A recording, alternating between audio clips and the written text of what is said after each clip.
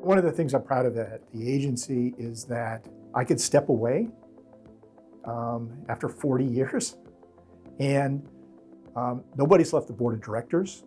Cal Hedigan, who came to work for us because she saw the values that we put forward and was here for 20 years and stepped into the leadership role.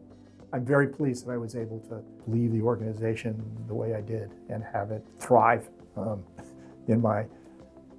after my departure. You have to evolve over time, and circumstances change. And being able to be flexible and doing strategic planning and thinking about what future opportunities might exist, what future challenges might exist. I think the organization is still good at that. And you have to keep your eyes open and you looking around, what are other people doing, and what's on the horizon, and what's a threat on the horizon that if you could take steps now, either to change people's minds, because things get out into the ether about some idea or notion, we closed too many hospital beds.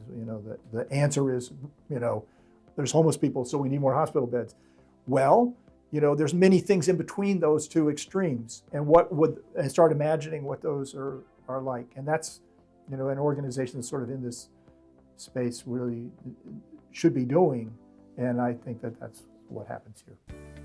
One of the things I learned about working with a board is that you need to give them work to do, because they're professionals. Most of them have had jobs. They had, and a lot of times you join a board and then you just sort of show up and are passive and you sort of wait to be told things so you can make a decision.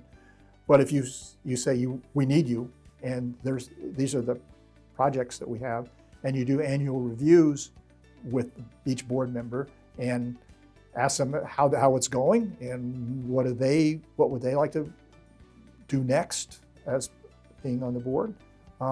It creates great conversations, and it kind of instills, I think, with the board kind of this sort of collaborative approach from the first days I started working here.